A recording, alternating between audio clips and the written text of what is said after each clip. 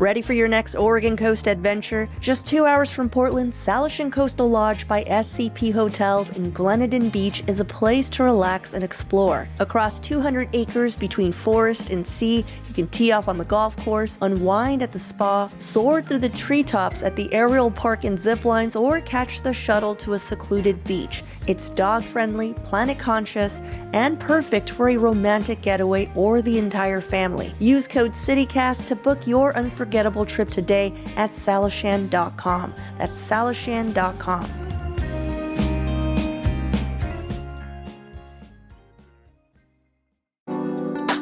Stacked Piercing is a new luxury piercing studio in Portland's Alberta Arts District. It's locally and woman-owned. No scary vibes, no piercing guns, just a calm, spa-like space where everyone feels at ease. The Stacked method follows your natural anatomy for placement that lasts, so you leave day one wearing your dream piece. They serve ages 8 and up, and you can take 20% off your first booking at stackedpiercing.com with code CITYCAST20. That's services only, jewelry not included. Again, stackedpiercing.com, CityCast20.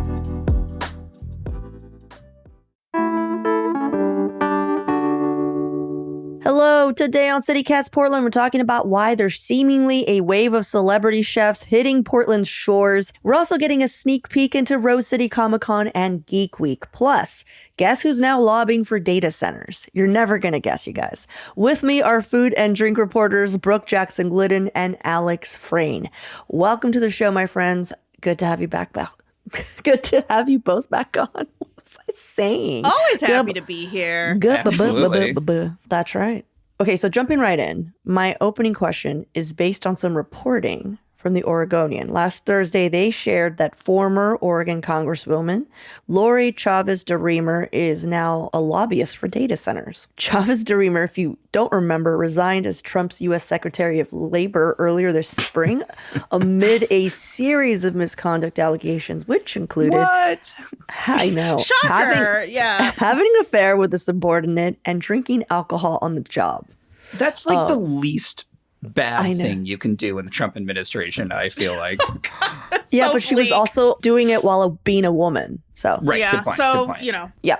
Anyhow, her new gig is a newly created position as Senior Advisor for Labor and National Infrastructure at Think Big. That's a national public affairs and strategic communications agency, where she will largely focus on advocating for investments in energy and data center infrastructure, which, you know, is required. Yeah, labor. Yeah, labor to power the booming artificial intelligence industry. Now, the irony here is that even though she's a Republican, as an Oregon Congresswoman, she was considered by her people to be a champion of labor and unions. So peddling for AI is an interesting move. Bringing me to my question to you both. What's the job or path that you would take if for some reason what you have going on right now doesn't work out? Like, what would be your heel turn? Yeah, I think the obvious one would be cloud AI PR rep. Hell yeah. I feel like I could really see Alex succeeding in that role. Just really advocating for the destruction of the written word, basically, by human beings. Okay. Yeah. I mean, who needs them? Who needs us Who as needs journalists? God. Okay. I think for me, when I've really thought about this, and it feels very silly to say this, but I would love to be a travel agent. I know travel agents don't really exist anymore, but I really love planning trips. It's one of my favorite activities. I do it a lot for my friends. And How is this your heel turn? How is that not a heel turn? Because like a heel turn refers to like a moral swap. Oh, Yeah, a like, moral swap. A heel turn is like you've become the bad guy. Yeah, Do you not that's know what a heel is? Oh, you know what? She didn't grow up watching only wrestling. know- It's the wrestling term. It's I the don't wrestling. watch wrestling. It's also Well, it's also a TV tropes term now. I like thought that's it was a big like TV tropes jobs. thing. I thought it was just jobs. You thought you just turned on your heels? Is that what you thought? I don't know. Wow, I feel like it feels good to be on this side of the bashing. Listen, Bimbo writes, and I think that my entire understanding of heel turn is related to the Mountain Goat song. So, okay. Heel Which you turn. Most of clearly my heel didn't turn fully be- understand Oregonian because thing. they're also talking about... What Well, I guess, that's a really... Alex is loving this. Alex is recording this. This is a rare side where Sorry, I'm the one not being ganged up on. I love to be the bimbo of the day. That's, you know what? That's my heel turn. My heel turn is that I become an advocate for bimbo rights. So I am now, I'm a publicist for bimbo activism and bimbo solidarity. I love it. That's incredible. Bimbo-oriented policy. Oh, I love that. Mm-hmm. That's so fantastic. Bimbo would be an acronym for something that... Oh, yes. Yeah. Yes. It would be, but the B in bimbo would be bimbo. Bimbo, yeah.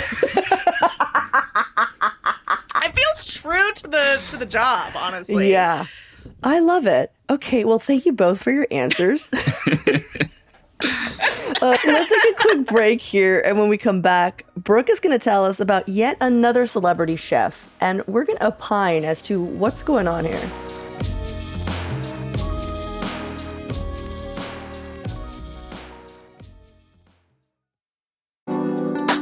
More than 20 years ago, Grand Central Bakery took tomatoes off their menu unless they were sourced from local farms at peak ripeness. That decision turned tomato season into a celebrated annual event, marking the return of the Grand Central BLT. And this year, they're sourcing their plump tomatoes that I'm being told are larger than a baseball from Deep Roots Farms and Gathering Together Farm in our Willamette Valley.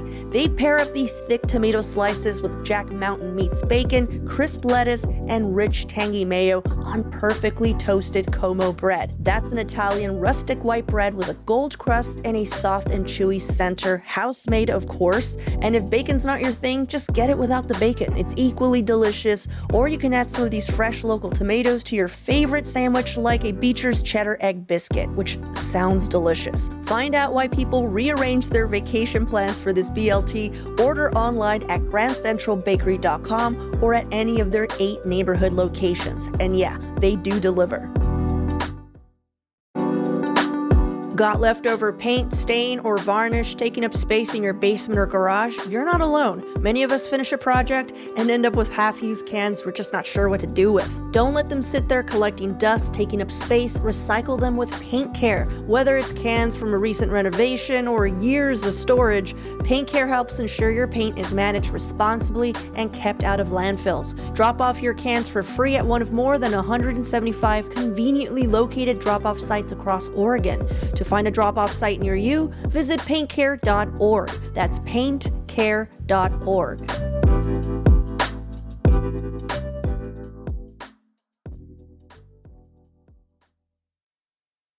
So in the notes that you shared with us, Brooke, you wrote celebrity chef fever. Celebrity chef fever. Indeed. I think maybe it's just because for when I was like really churning out food stories as the editor of Eater Portland a few years ago, I did so much like super hyper local kind of reporting. And then all of a sudden I'm only writing about celebrity chefs opening in Portland. It's well, there's your heel turn right there. There's my heel turn. There is your heel turn. I'm never going to live this down, am I? Like everyone's going to know me as the person who doesn't know what a heel turn is. You're going to be a PR for a celebrity chef. That's your heel turn. That's my heel turn. Yeah. So, obviously we've talked about the Malarkey here a few times. That's Brian Malarkey's new restaurant in Portland, which just opened. He has been on TV in various ways over the years. He was Top Chef, right? Yeah, he was on Top Chef. He was also hosting the reboot of Cutthroat Kitchen, right? The Elton Brown show. So yeah, he's been around. He's a big personality, and he also grew up in Central Oregon. So he kind of played into this, I'm still technically a local boy and this is my Portland restaurant. He talked about kind of the experiences of, coming into Portland as a teenager or whatever, right? So the next version of this, to me, is an even bigger deal. It's the Michael Mina restaurant opening that is coming to the Heathman Hotel. This is really huge news. I don't think a bigger celebrity chef has opened a restaurant here ever. This is somebody who he has restaurants from Riyadh to Miami. He is all over the place. I think he has over 30 restaurants worldwide. Damn. He had a Michelin-starred restaurant in San Francisco. It eventually got 2 Michelin stars. And I think he was called it was Rob Report's 50 Most Powerful People in American Fine Dining, multi-James Beard Award, big deal guy, right? But he also grew up in Ellensburg, Washington. So he's technically from the Pacific Northwest in many ways. Yeah, right. And he tried opening a restaurant in Seattle years and years and years ago. Didn't quite work. So this is kind of his return to trying something out in the Pacific Northwest in an interesting way. What I found really interesting about these moves, right, is that, like, I think in, like, the early aughts, if there was going to be enthusiasm for a celebrity chef opening a restaurant in Portland, it would have been then. But it feels a little odd now, right? Like, I don't think that we have the same enthusiasm, and, like, we're not a peak Food Network in the way that we used to be. So it doesn't seem like there's the same level of interest in this sort of thing. Would you say there's almost like a resistance even with the way that we have this very strong sense of independence in Portland? Absolutely, right? Like, I think that part of Portland's cool factor has to do with the fact that we're so homegrown in many ways. And I think that when there are celebrity chefs that are successful in this part of the country, they are often homegrown to a certain extent. Like, they became famous in Portland. You know, Gregory Gourdet, right. You know, he went on Top Chef while he was a Portlander. And I think that, like, he might have national or international acclaim, but it was as a Portland chef, right? It wasn't like a chef coming in. So I feel like both of these people, Michael Mina and Brian Malarkey, are both, like, really playing up their local ties wherever they exist.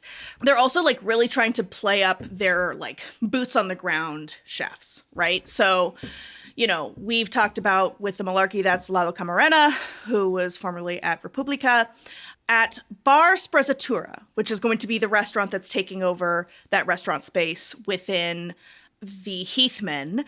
That chef is a guy by the name of Justin Ramirez. Justin, he worked at, like, Arden and Coquine, like, really established Portland restaurants. And he has been here for, like, 11 years. So he's had a long established relationship with Portland's food industry, but really is kind of the guy who's running this project. And they're playing up a lot of, like, you know, the local feel of what they're doing, right? So, like, they're sourcing from Groundwork Organics and gathering together, and they're using matsusake mushrooms and huckleberries and, you know, really trying to lean into this, we're just a casual restaurant kind of vibe. Similarly, the Malarkey is using, like, Oregon raised beef, right? Isn't Malarkey, Right, doesn't he own right. like a Central Oregon ranch. ranch? Yes. So he's using beef from the family's ranch in Central Oregon. I believe it's, like, hemp finished or something. Very, I mean, it's very classically Malarkey, I guess is what I would say.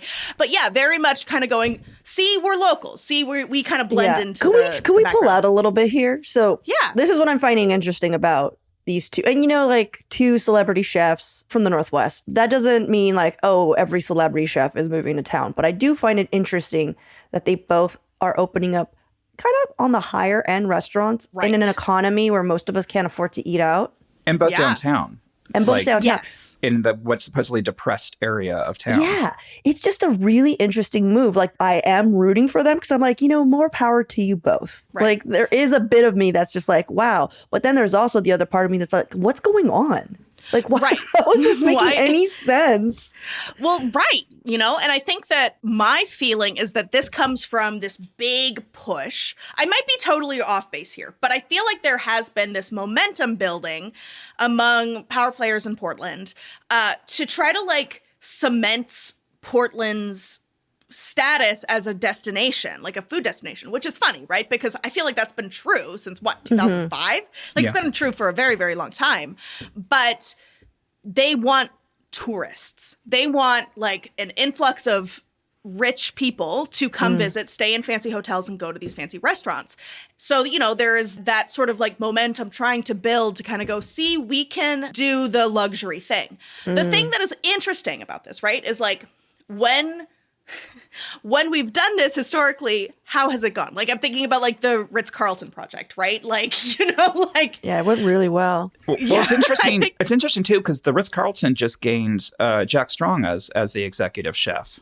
Yeah. You know, which I would argue is kind of one of the bigger names in Oregon and working out in this really, really high-end restaurant out in wine country. So bringing him in is sort of like almost continuing that that trend in a way. Yes, but Different, I think that though. Yeah, I think that something again that's smart, right, is like that's a local chef that is also doing something very rooted in the Pacific Northwest, right? Like, so for people who don't know, Jack Strong, he's one of the preeminent indigenous chefs in the Northwest. He grew up in Siletz and has cooked at restaurants around the country, particularly in the Southwest, but came back to Oregon to work at Jory at the Allison Inn, was a James Beard semifinalist last year.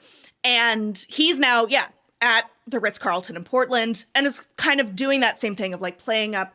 This is like indigenous Oregon food. This is the food of the people who lived here before Oregon was a state. It's a good move. Yeah. And I think that's seriously. smart. Yeah. Yeah, Just absolutely. Like optics wise, like what a brilliant move. Like, oh yeah, you think we're so out of touch? Indigenous chef. Right, exactly. And a talented chef. I like Jack a lot. So, I think that there is this play of like, what does luxury look like in Portland? Is that something we can actually sustain? I don't know the answer to that question. It'll be really interesting to see if a shift in approach might be successful here. I was really resistant to the idea of like Soho House coming here, and it's doing pretty well. So like, what do I know? I guess. Oh, it's still around. I haven't heard about it like at all, which I think just shows She's the still level, kicking. the level of like social climbing that I have. That I just that world does not Not my exist to me. business. None of my I business. still have not been to that restaurant. Nah, I'm sure it's fine. I feel like Cascada's kind of part of that group too. Yeah, Cascada again in that like modern luxury kind of Totally. vibe. Before we jump over to break, though, I'm curious if you could choose one celebrity chef, each of you, that would start their own thing here in Portland. Which would it be? I'm just curious. Martin Yan. Oh gosh, Martin Yan is your opening answer. like a real dim sum restaurant or something downtown. That's just because I like Martin Yan a lot. Okay. Martin Yan is a good answer. She's doing a different thing right now, but I would love to see Kristen Kish open something in Portland. Kristen maybe- Kish? Yeah, so new host of Top Chef, but also like Bimbo writes, okay, she's really hot, and I really You know what? I'm sold. I have a crush on on her. Okay. Okay, I'm with Brooke now, actually. Okay. And for those of you who don't know, Martin Yan was like one of the originators of the TV chefs, like around the same time as like I think a little bit later than Julia Childs, but still he's been on one of the OG television chefs, and also wrote a lot of cookbooks and really popularized all of like Chinese American and like Chinese cooking, especially in California. Well, excellent answers, you guys. Brooke, let's take a quick break here. That's normally the voice she reserves for me. I know. I was going to say, this is my heel turn episode where now I'm the villain of the episode.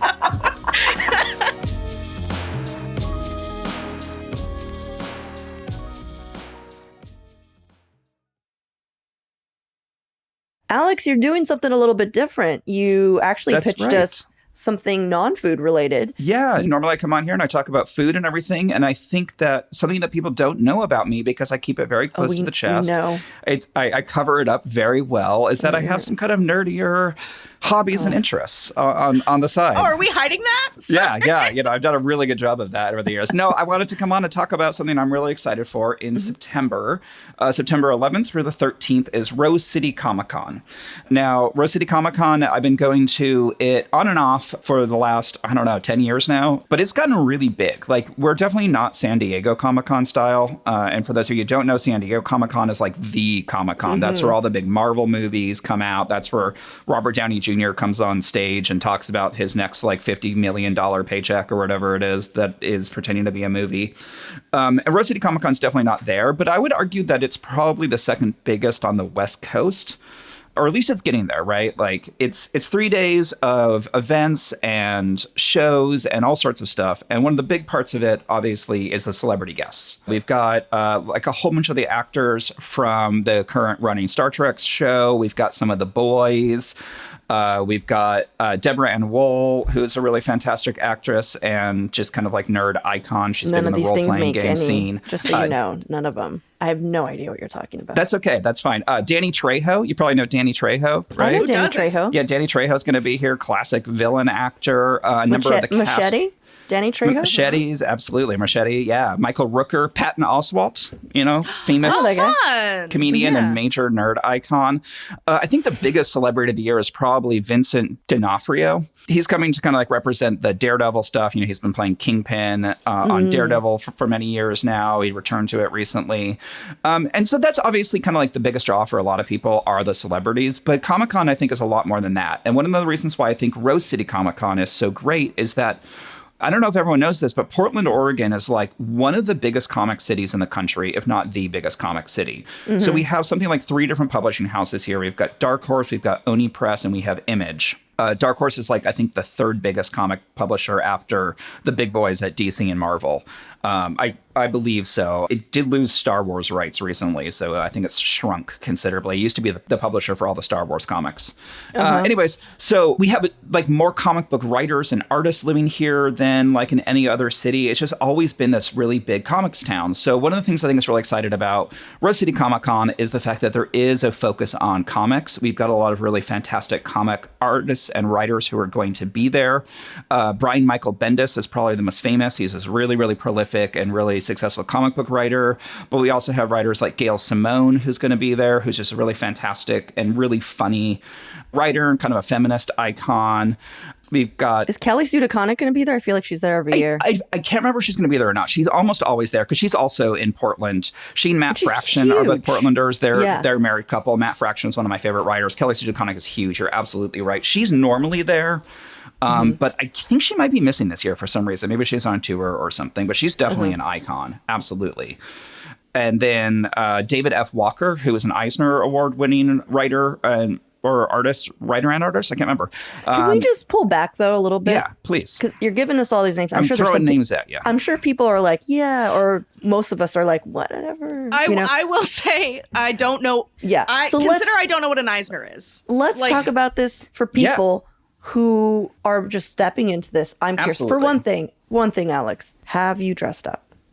I haven't, but I might this year. So cosplay is a huge part of the event. Cosplay, for those of you who do not know, people dressing up as nerdy characters from movies, TV shows, and comics and books. What are you going to And dress up as? So I have a Halloween costume from a number of years ago. That's a fairly niche Marvel character named Batroc the Leaper. Now, I have a couple of caveats around my costumes, which is that I don't want to change my facial hair. So I'm very limited in what I can dress up as. And Batroc has this big curly mustache. And so my mom actually helped me. She did all the work. I shouldn't say helps me. I helped my mom put together a really fantastic Batroc the Leaper This is getting costume. So I sweeter might... and slightly sadder. I was thinking that this morning. I might dress up as that. He's a Captain American villain. He's a French Captain That's American so villain cool. who jumps around a lot. He was in the movies, but as a very different character and didn't have the iconic mustache. I want to see this. Anyhow, I'll send you a photo. the other So thing I wanted to, cosplay, yes. no, we all know what cosplay is. We're good. What I want to know though is if like we're just like off the street, we're gonna jump in. Sure. What would you say? Oh, these would be like a good event for you to Yes, go to, or that I like have this for would you. be a good idea for you to like get into this world without feeling overwhelmed. So my favorite part of Rose City Comic Con every single year is not the celebrities or the cosplay or the tabletop gaming or video gaming. What it is Artist Alley. And Artist Alley is a big section of the main room that has hundreds, or at least like 100, probably more than that, of visiting and local artists selling things like stickers and prints. My favorite mug I bought at Rose City Comic Con last year. What's it? It's a cat stretching and it says "Big Stretch." And that's from a woman named Eileen, who I believe is Seattle-based. Really sweet woman, makes a lot of cat prints and other art and things like that. Artist Alley is, like I said, it's where last year I spent hours with my friends just wandering up and down Artist Alley, visiting every single artist, talking with them, getting prints and stickers.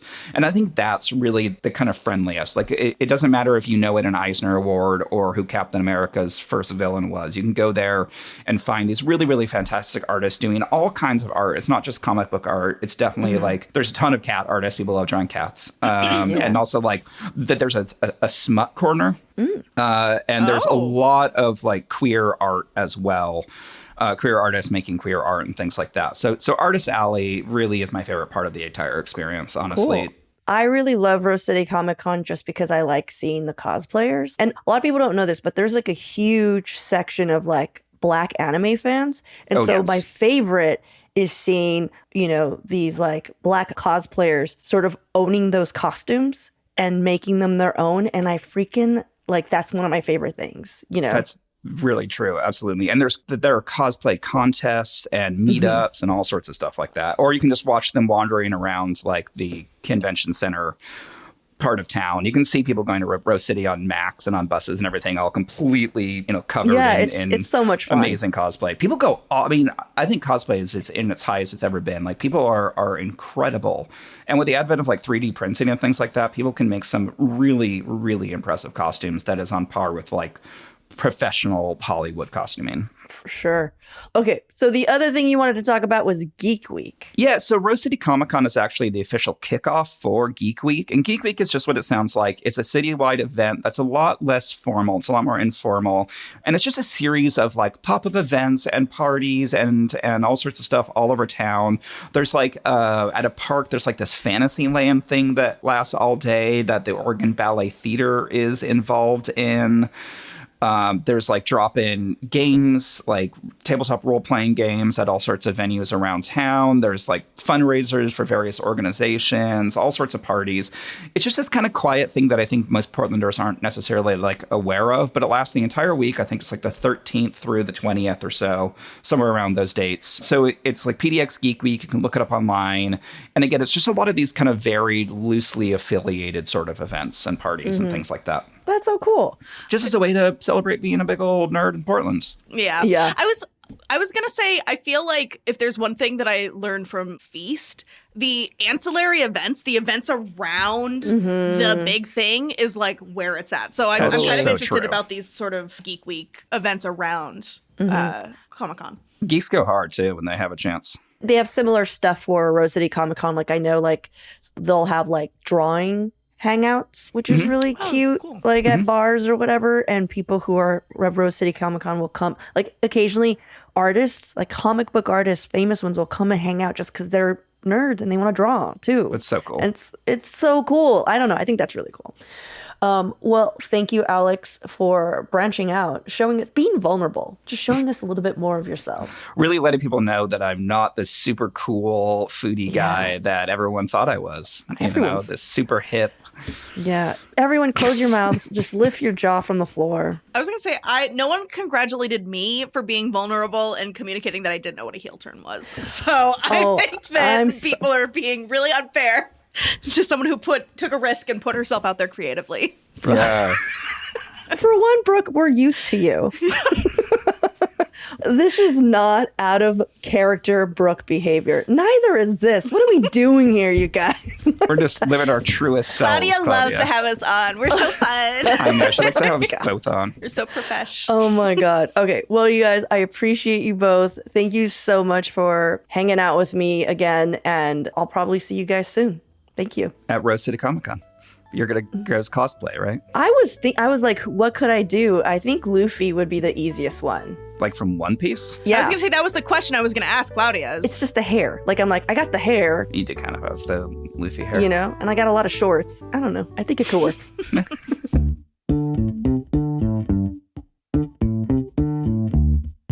That's all for today here on CityCast Portland. Thank you so much for listening. If you enjoyed the show, why don't you share it with a friend? Just share it. I don't know. Rate it. Leave us a good review. And don't forget, you can also support this show and get great perks by becoming a CityCast Portland neighbor. Right now we have pennants and I think maybe like 2 tote bags. I don't know. Just visit membership.citycast.fm/Portland for all the details. We'll be back tomorrow morning with more from around the city. Until then, see you at Slim's or Rose City Comic Con or the Heathman Hotel. The Heathman Hotel. I'm going to go as Slim's to Rose City Comic Con. That's good. How would you represent Interesting. that? I would be smell a little bit like cigarettes. I was going to say like an ashtray. Would you a little bit like an ashtray. I would be dressed as a Montucky cold snack. And it'd be good. I would support you in this cosplay and I would go as those plants that they put outside to make it look nicer. Oh, beautiful. We need that.